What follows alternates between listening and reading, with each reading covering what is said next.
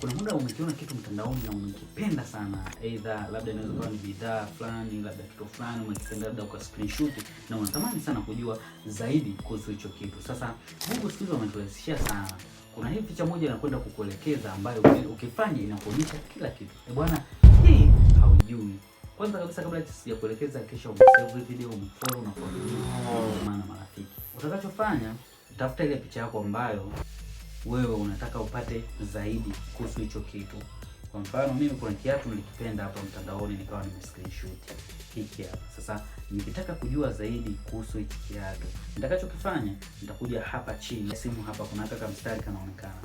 Utaka hold hapo kama mstari kwa sekunde kadhaa mpaka sekunde 5 labda, kisha utakuja utachora mstari kama hivi. Ukizungushia kama hivi, Google wenyewe watakuletea hapa taarifa zote kuhusu hicho kitu. Ukiona hapo ananiandikia hiyo ni Nike, details za hicho kitu zote, design yake, jinsi ilivyotengenezwa na bei zake, price. Kwa mfano hapa ananiambia hawa hapa ni wauzaji wapo Kariakoo, hawa pia wanakiuza, hawa pia wanakiuza. Kwa utaona details nyingi zaidi kuhusiana na hicho kitu. Kwa hiyo ukitaka utaweza kuwasiliana na wale wauzaji na ukakipata kwa rahisi kabisa. Ni hivyo tu.